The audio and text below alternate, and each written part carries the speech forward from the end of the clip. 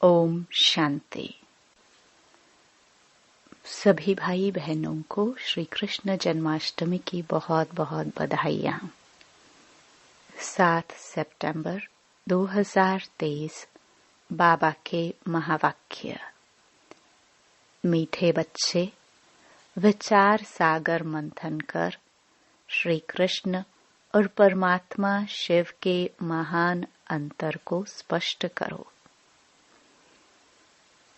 श्री कृष्ण जन्माष्टमी से संबंधित प्रश्न। ब्रह्मा बाबा अपने आप से क्या बातें करते हैं? उन्हें वंडर क्या लगता है? उत्तर। ब्रह्मा बाबा अपने आप से बातें करते। पता नहीं क्या होता जो शिव बाबा घड़ी घड़ी भूल जाता है। ऐसे तो नहीं, बाबा जब प्रवेश करते हैं तब याद रहती है। बाबा चले जाते हैं तो याद भूल जाती है। परंतु मैं तो उनका बच्चा हूँ, याद भूल क्यों जाती? क्या मेरी याद से ही बाबा आते हैं? ऐसे ऐसे बाबा अपने आप से बातें करके वंडर खाते रहते हैं। गीत। तू प्यार का सागर है। ओम शांति। शिव बाबा बैठ करके अपने सिखिलदे बच्चों को समझाते हैं कि गीता का भगवान कौन है, क्योंकि इस समय भारत में है अज्ञान अंधियारा। इसको कहा जाता है घोर अंधियारा, अज्ञान अंधियारा। फिर सोचना चाहिए ज्ञान का। परमपिता परमात्मा को ही मनुष्य मानते हैं कि वह ज्ञान का सागर है, नॉलेजफुल है। अच्छा, वह ज्ञान का सागर है, उनसे क्या मिलता है? नदियों से पानी मिलता है तो भर भर कर स्नान भी करते हैं। तुमको ज्ञान सागर से क्या मिलता है? एक बूंद। बाप आकर बच्चों को समझाते हैं, मैं ज्ञान का सागर हूँ, तुमको बूंद देता हूँ। कौन सी बूंद?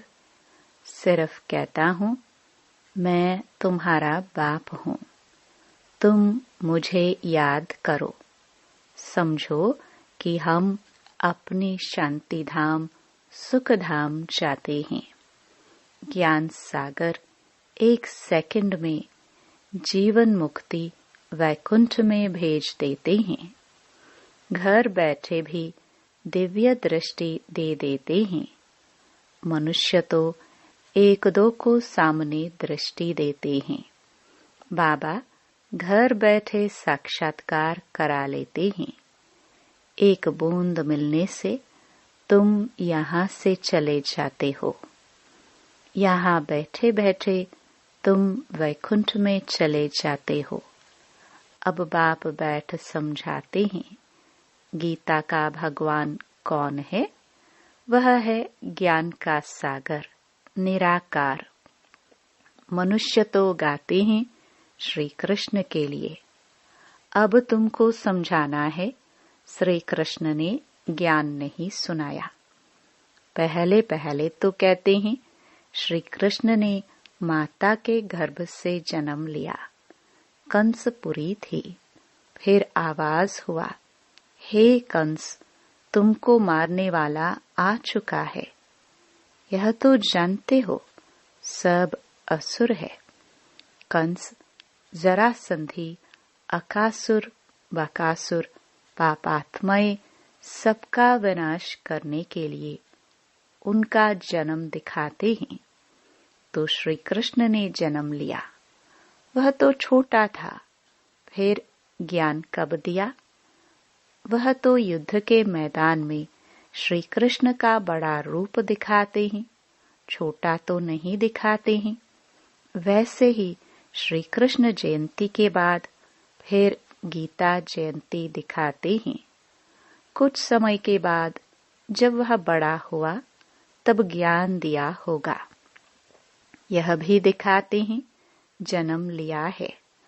टाइम भी दिखाते हैं रात्रि के समय। यहाँ तुम देखते हो शिव बाबा की पधरामणि हुई है। कोई को पता नहीं कि कब प्रवेशता हुई।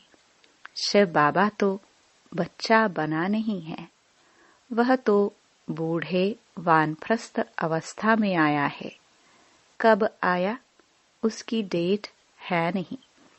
श्री कृष्ण के तो तिथि तारीख है और वह गर्भ से पैदा हुआ है। यहाँ शिव बाबा तो ज्ञान का सागर है, उनको छोटा होना नहीं है।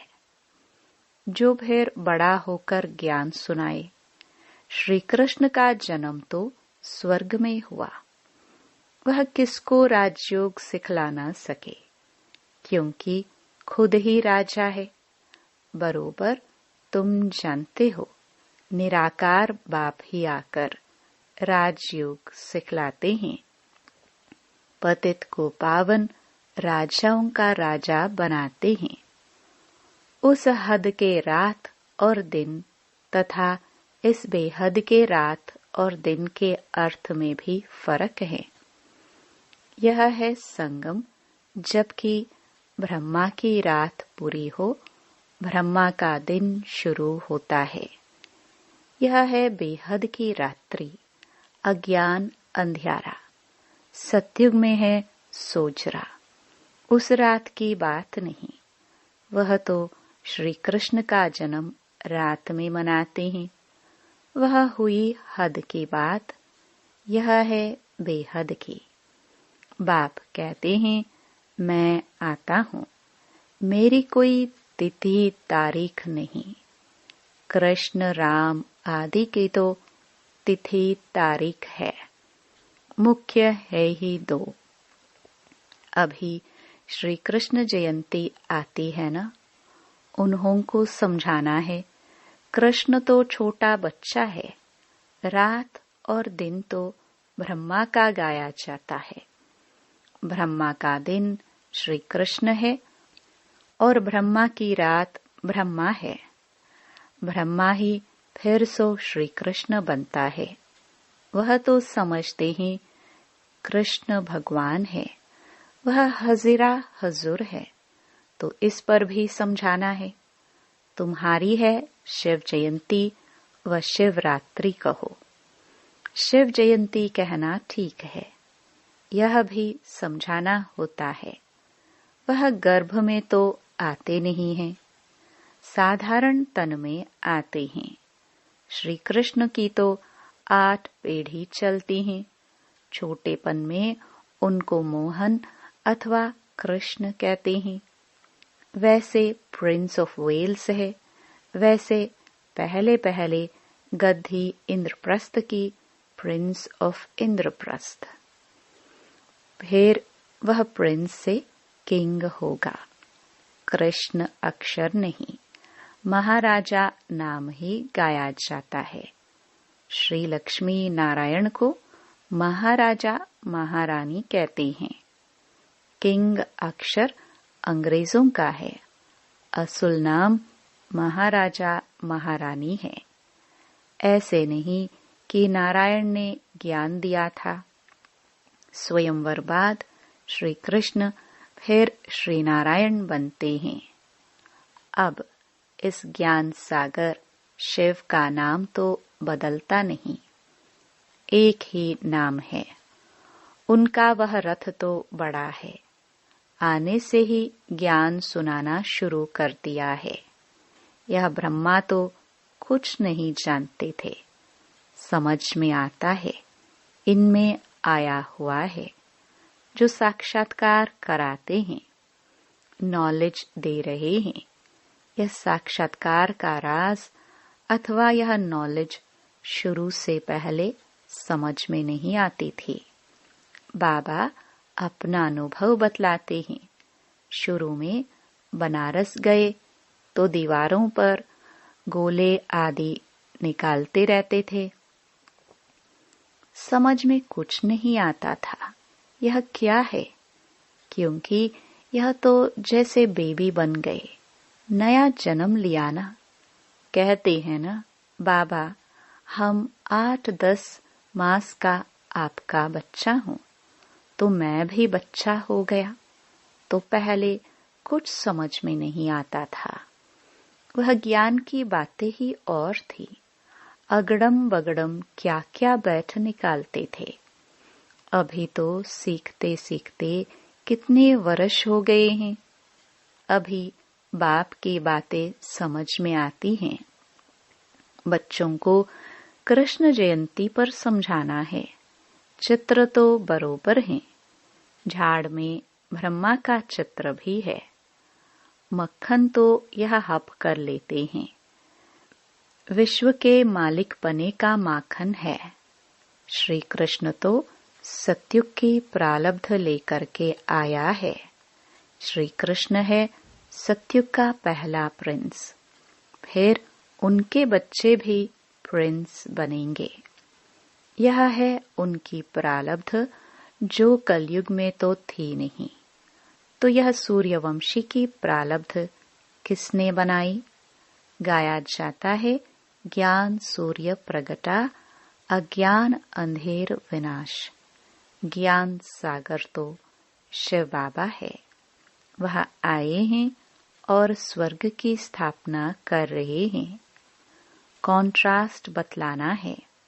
श्री कृष्ण कैसे गर्भ में आया दिखाते हैं। वहां कंस, जरासंधि आदि थे, परंतु वहां सत्युग में असुर तो हो ना सके। असुरों और देवताओं की लड़ाई दिखाते हैं, तो जरूर असुर कलयुग अंत में होंगे, देवताएं सत्युग आदि में होंगे। दोनों की लड़ाई तो लगी नहीं है। महाभारत लड़ाई बरोबर है। देवताएं तो यहाँ हो ना सके। असुरों की असुरों से लड़ाई चली है। मुसलमानों का राज्य भी देखते हो, बरोबर यादव, कौरव, पांडव भी है। पांडव हैं नॉन वायलेंस, योग बल वाले। यहाँ तो रक्त की नदियां बहती रहती हैं। दुश्मनी तो है ना। पार्टीशन में रक्त की नदी अच्छी ही बही थी ना। भाई भाई की युद्ध हुई, भाई भाई तो है ना। लड़ाई उन्हों की लगती है, नहीं तो रक्त की नदी कैसे बहे। यह तो एक दो का खून करते हैं, तलवारें चलाते हैं, तब रक्त की नदी बहती है। और है यह संगम का समय। रक्त की नदियों बाद फिर घी की नदियां बहनी है। श्री कृष्ण तो छोटा प्रिंस है, फिर उनकी भी बैठ ग्लानी की है। उनको तो ज्ञान सागर कह नहीं सकते। देवताओं की महिमा तो गाई जाती है। सर्वगुण संपन्न, मर्यादा पुरुषोत्तम। यह महिमा बच्चे की नहीं हो सकती। महिमा हमेशा राजा रानी की चलती है। वह फिर लक्ष्मी नारायण को सतयुग में और कृष्ण को द्वापर में ले गए हैं। कितनी बड़ी भूल करती है। लक्ष्मी नारायण की छोटेपन की कहानी भी कोई बता नहीं सकते। राम सीता की भी कुछ न कुछ बतलाते हैं। कृष्ण की भी उल्टी सुल्टी बात बतलाते हैं। कुछ तो सुल्टी कहानी भी बताओ। लक्ष्मी नारायण की तो महिमा गाई जाती है। सर्वगुण संपन्न, 16 कला संपन्न, संपूर्ण निर्विकारी, मर्यादा पुरुषोत्तम, अहिंसा परमो धर्म। अच्छा, उन्हों को राज्य किसने दिया? मनुष्य का नाम सुन मूंझ जाते हैं। लक्ष्मी नारायण कहने से तुम चले जाते हो सतयुग में। यह है नर से नारायण बनने की कथा। श्री कृष्ण बनने की कथा नहीं कहते, इसको सत्य नारायण की कथा कहेंगे। सत्य कृष्ण की कथा नहीं कहा जाता। सच्चा बाबा ज्ञान सागर यह कथा सुनाते हैं। सारी सृष्टि के आदि मध्य अंत की कथा है। उसमें श्री लक्ष्मी नारायण की कथा भी आ जाती है। उनके 84 जन्मों की कथा दिखलाते हैं। श्री नारायण की कथा से बेड़ा पार हुआ। बरोबर बाप बैठ बच्चों को नर से नारायण बनने की सच्ची कथा सुनाते हैं। श्री नारायण तो बड़ा है ना। स्वयंवर से पहले कौन थे? क्या लक्ष्मी नारायण ही नाम था या दूसरा और कोई नाम था? है राधे कृष्ण, जिनका स्वयंवर बाद लक्ष्मी नारायण नाम रखा है। बाबा ऐसे निबंध देते हैं, फिर तुमको विचार सागर मंथन करना चाहिए। पहले नंबर की भूल है यह। तुम जानते हो अभी है कलयुग। यादव, कौरव, पांडव भी हैं। कलयुग का समय भी है। कलयुग के बाद जरूर सतयुग होगा। बाप कहते हैं, मैं गाइड बन आया हूँ। रावण के चंबे से छुड़ाए वापस ले जाने। आत्माओं को ही ले जाऊंगा। गाया जाता है, आत्मा परमात्मा अलग रहे बहुकाल। ऐसे नहीं कि श्री कृष्ण अलग रहे बहुकाल। महिमा ही उस निराकार की है। सुंदर मेला कर दिया जब वह सतगुरु मिला दलाल। यहाँ तो सब गुरु ही है। गाया हुआ है, सतगुरु मिला दलाल। सत परमपिता परमात्मा दलाल के रूप में मिलते हैं। सौदा दलाल द्वारा होता है। यह भी सगाई होती है। आत्मा और परमात्मा अलग हैं।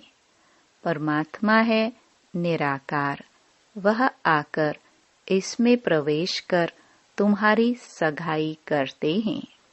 खुद दलाल बनते हैं। कहते हैं, मुझ परमपिता परमात्मा को याद करो।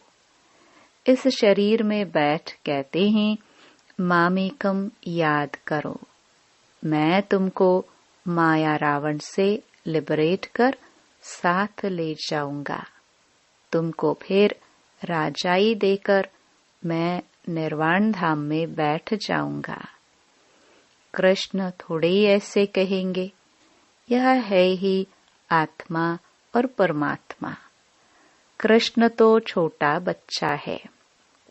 बातें तो बहुत हैं समझाने की। तो बाबा ने समझाया है कैसे इसमें प्रवेशता हुई।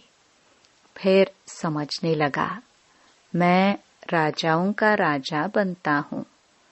विष्णु का साक्षात्कार हुआ और दिल में बहुत खुशी हुई। फिर विनाश का साक्षात्कार भी हुआ, परंतु इतना समझ में नहीं आया। अभी समझते हैं। बाबा ने यह साक्षात्कार कराया, तुम नर से नारायण बनेंगे। परंतु उस समय इतनी समझ नहीं थी। जैसे बाबा रात को बतला रहे थे, पता नहीं क्या होता है जो शिव बाबा को याद करना भूल जाता हूँ। ऐसे तो नहीं, बाप जब प्रवेश करते हैं तब समझता हूँ बाबा आया है, याद रहती है। बाबा चला जाता है तो भूल जाता हूँ। पॉइंट सुनाते हैं तो फील होता है बेहद का बाप आकर सुनाते हैं, परंतु मैं खुद ही भूल जाता हूँ। क्या मेरी याद से ही आता है? ऐसे कहे मैं घड़ी घड़ी याद करता हूँ। भल आवे इसमें तो सबका कल्याण है, याद ही मुख्य हो जाती है। आए न आए बाबा को याद जरूर करना है। बाबा ने समझाया है कि गीता जयंती के बाद होती है कृष्ण जयंती। पहले तो शिव जयंती, फिर गीता जयंती, फिर कृष्ण जयंती। शिव तो बड़ा है, फट से आया और गीता सुनाई, छोटा तो नहीं है। इन बातों पर विचार सागर मंथन करना चाहिए, कैसे हम समझाए। पहले ख्याल करो, शिव किसको कहते हैं जिसकी रात्रि मनाई जाती है? सतयुग है श्री कृष्ण की राजधानी। नर से नारायण बनने की नॉलेज तो जरूर फादर ही देंगे। यह नॉलेजफुल है, और किसको नॉलेजफुल नहीं कहा जाता। गॉड इज नॉलेजफुल, रचयिता बीज रूप है। वही ड्रामा की नॉलेज सुनाएंगे। ड्रामा कब शुरू होता है और फिर कब पूरा होता है, किसको पता ही नहीं है। सतयुग से कलयुग अंत तक वर्ल्ड की हिस्ट्री, ज्योग्राफी कैसे रिपीट होती है, यह कोई समझा नहीं सकते। सुनावे वह जो त्रिकालदर्शी हो।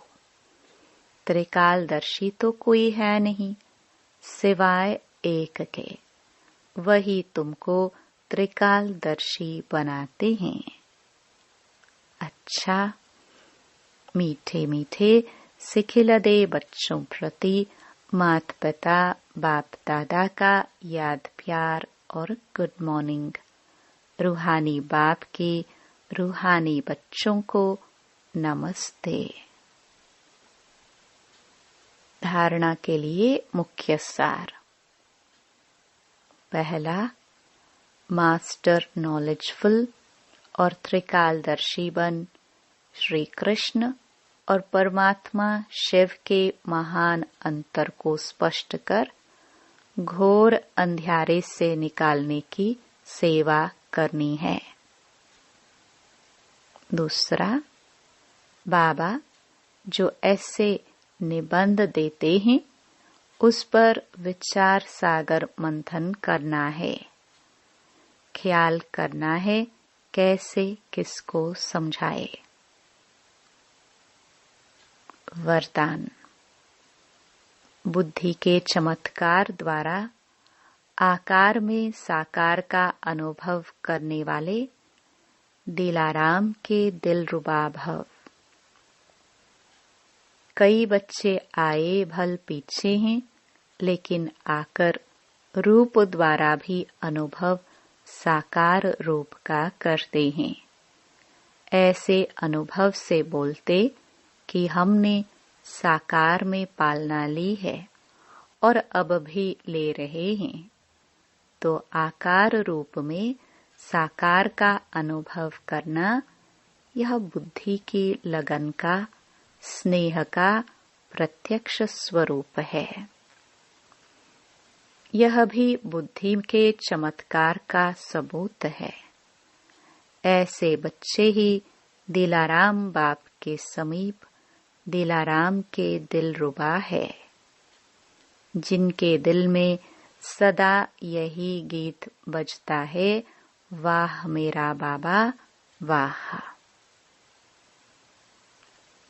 स्लोगन।